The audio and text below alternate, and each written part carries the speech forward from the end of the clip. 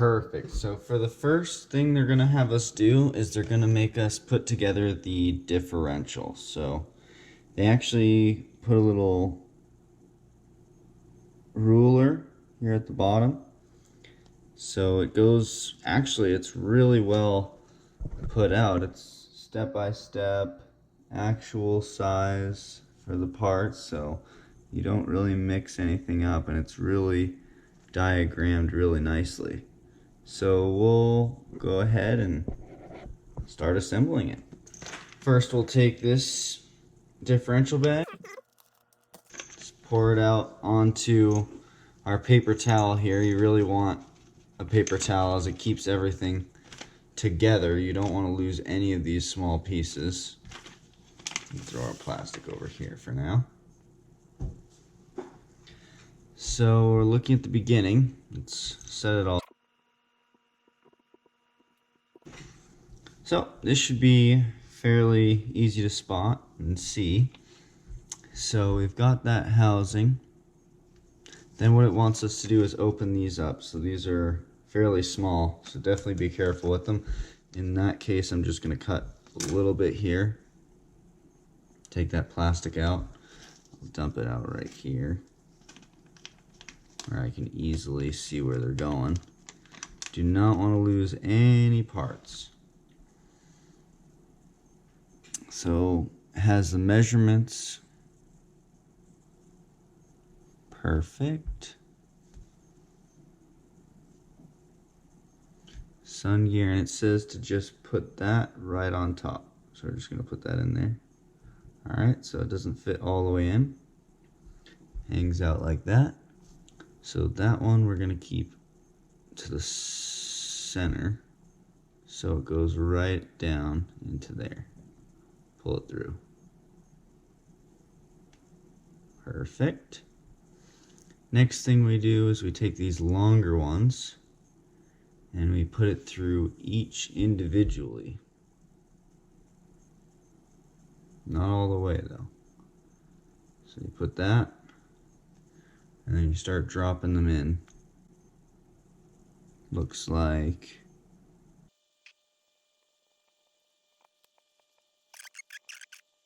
alright, so far there's been no need whatsoever for any of the tools they provided with us. So we're going to drop the pin in there.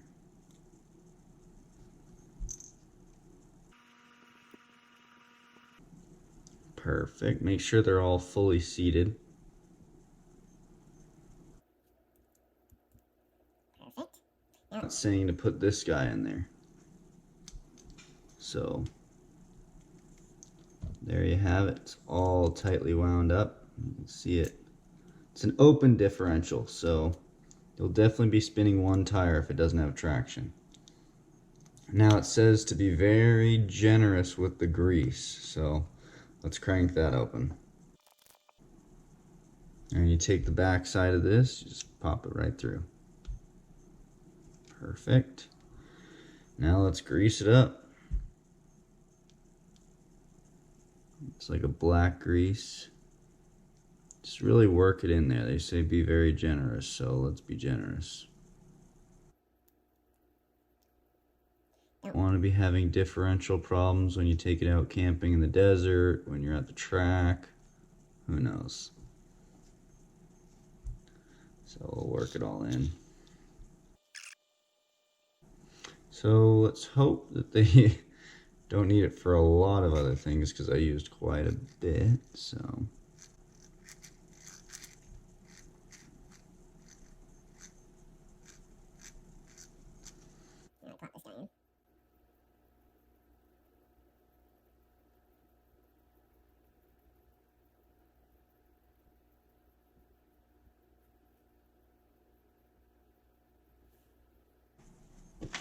Take our tool bag, open that guy up.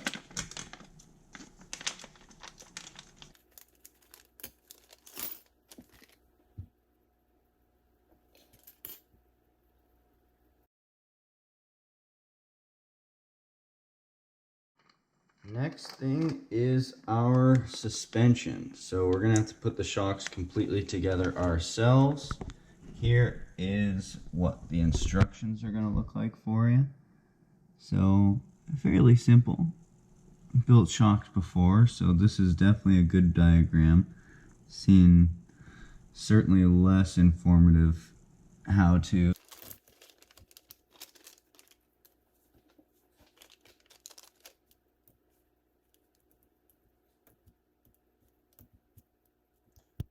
So my guess is that from my experience, I believe the rear shocks are The larger ones, and the front ones are going to be slightly smaller. yeah, the springs, so different size springs. It's very important to be organized. You do not want to lose any of these items. Alright, and then these are going to be our... Alright, so wrench to take this guy off is not provided. So it is a size 14. So I'm just going to put that right in there. That'll hold it. And I will put this through there to turn it. Now let's put that guy. You want to be careful unscrewing this, as it does have a cap on top of it. So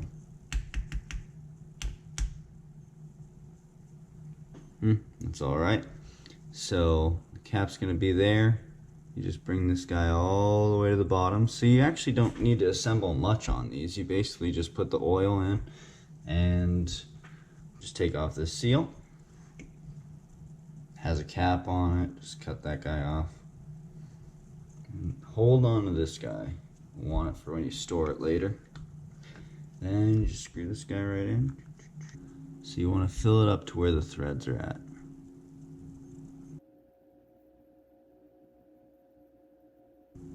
Now it's going to be a little tricky to get the bubbles out, because I can already tell this way of filling it up is going to definitely leave a lot of bubbles. So you want to take your time.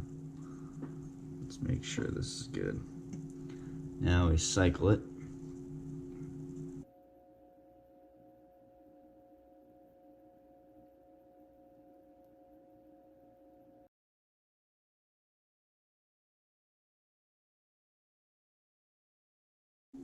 Alrighty, so now that the shock oil is topped off, it's probably still on the top, but sometimes it falls out. You just put this little sort of buffer on the top, bump stop, whatever you want to call it. So you place that there, and then you just screw the cap right on. Make sure it's all properly sealed.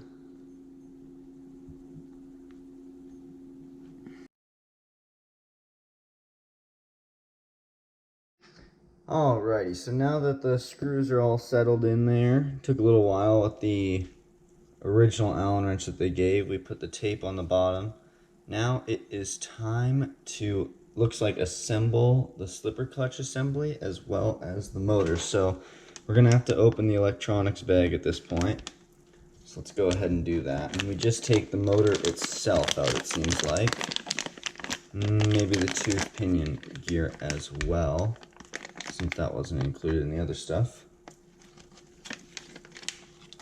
Here it is, brushed Titan 12 turn 550, so it's good enough for now. At least I'll get some running videos for you all, and then eventually we'll upgrade that guy. Comes with a little warning label. And here is a little sprocket there for the end of the motor, so we'll put that guy on as well. It looks like that's the first thing we want to do, so let's do that. Now this is an extremely small screw. We do not want to lose that guy, so let's put them there, keep them safe. Grab our super small wrench. Looks like they want us to run it facing this way, and the screw sort of just holds this pivot in place, so let's do that. It says to put it 2 millimeters in, so let's set that up exactly how they want it. Now that the motor is done, let's see what they want us to do. So take this guy, and we put the motor in through here. Looks like we have to put this guy on first, and it's going to be these two flathead guys. looks like. Perfect. So put this guy in. And you want that piece right here, you want that to be on the bottom.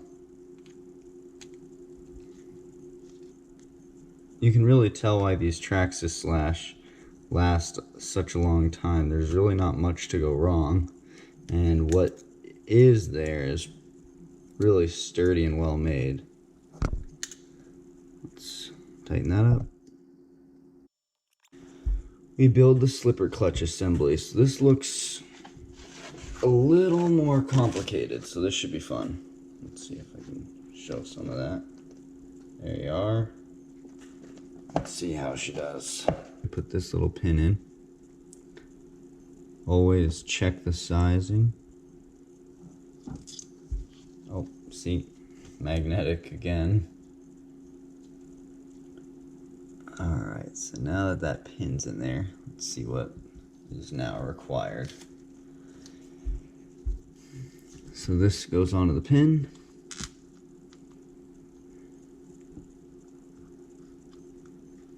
And here we begin. So that slipped right on there. Now it's spinning with it.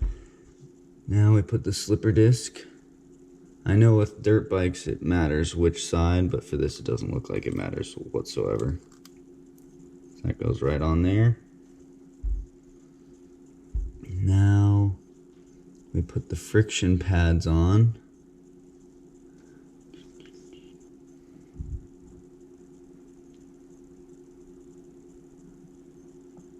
They pop right in.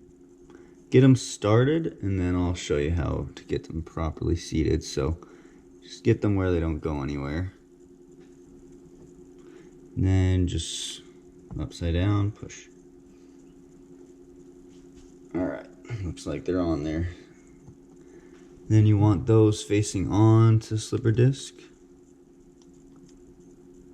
Just like so. Spring, bearing, and then the nut. So let's put that all together.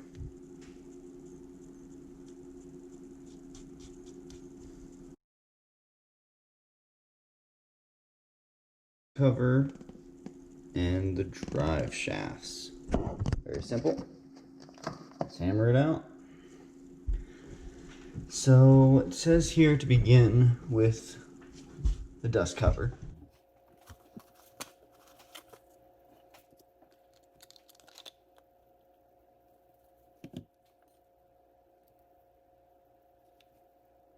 Start the one screw. Okay, so they're two different lengths. Looks like the longer one's up top, which is what I thought. And this is important to keep everything good, especially if you run in the sand. If you do a lot of street driving, you don't need to run a dust cover basically at all, but if you're doing off-road, sand, even mud, you're definitely going to want it. So let's put those screws in. Put the little guy right here at the bottom. Hopefully you can see that. Perfect, so we screwed in the drive shafts. Just put the one screw in there, tighten it all the way down. Did the same on the other side, as well as finished up on the just little cap you pop in. So this is all that there is for the drivetrain of the vehicle. Since it is the two-wheel drive, it's just the rear end. So let's get into the rest of the instructions. See what our next step will be. Put that off to the side as a completed piece.